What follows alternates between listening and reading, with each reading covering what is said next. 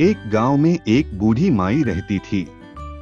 उसका इस संसार में कोई नहीं था, इसलिए वह अकेली ही अपना जीवन बिता रही थी। एक दिन उस गांव में एक साधु महाराज आए। बूढ़ी माई ने भक्तिभाव तथा प्रेम से उन साधु महाराज का आदर सत्कार किया। जब साधु महाराज जाने लगे तो बूढ़ी माई ने कहा, महात्मा जी, आप तो ईश्वर के परम भक्त हैं। कृपा करके मेरा अकेलापन दूर करने का उपाय बताएं। मैं अकेलेपन से ऊब चुकी हूं। साधु महाराज ने मुस्कुराते हुए अपनी झोली से बालगोपाल जी की एक मूर्ति निकाली और बूढ़ी माई को देते हुए बोले, माई, यह लो। यह आपका बालक है, इसका अपने बच्चे की तरह प्रेम पूर्वक लालन पालन करती रहना। बूढ़ी माई आनंद से झूम उठी।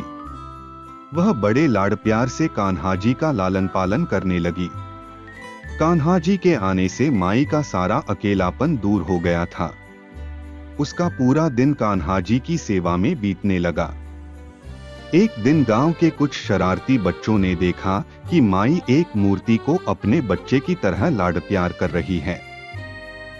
नटखट बच्चों ने माई का उपहास उड़ाया तथा बोले, माई, जंगल से एक भेड़िया गांव में घुस आया है, जो छोटे बच्चों को उठाकर ले जाता है और मारकर खा जाता है।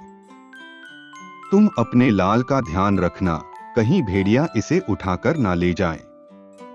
बूढ़ी माई ने अपने बालगोपाल को उसी समय कुटिया में विराजमान किया और स्वयं लाठी छड़ी लेकर दरवाजे पर पहरा देने बैठ गई। अपने लाल को भेड़िए से बचाने के लिए बूढ़ी माई भूखी प्यासी दरवाजे पर पहरा देती रही। पहरा देते देते एक दिन बीता, फिर दूसरा, तीसरा, चौथा और पांचवा दिन बीत गया। बूढ़ी माई 5 दिन और 5 रातें लगातार बगैर पल के झपकाए अपने बालगोपाल की भेड़िए से रक्षा करने के लिए पहरा देती रही। उस भोली भाली माई का यह भाव देखकर भगवान श्री कृष्ण जी का हृदय प्रेम से भर गया।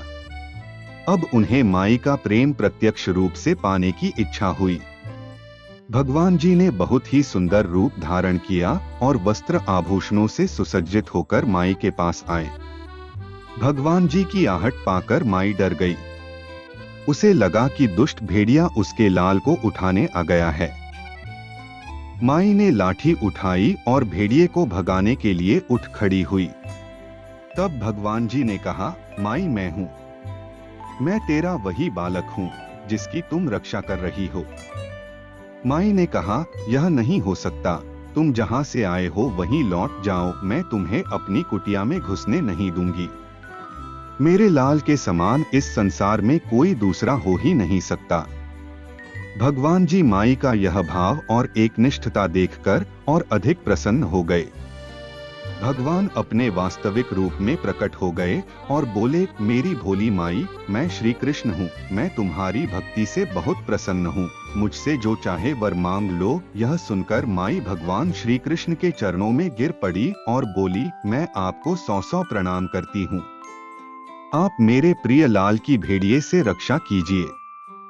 अब ठाकुर जी और अधिक प्रसन्न होते हुए बोले, चलिए माई, मैं आपको और आपके लाल को अपने निज धाम लिए चलता हूँ। वहाँ भेड़िए का कोई भय नहीं है।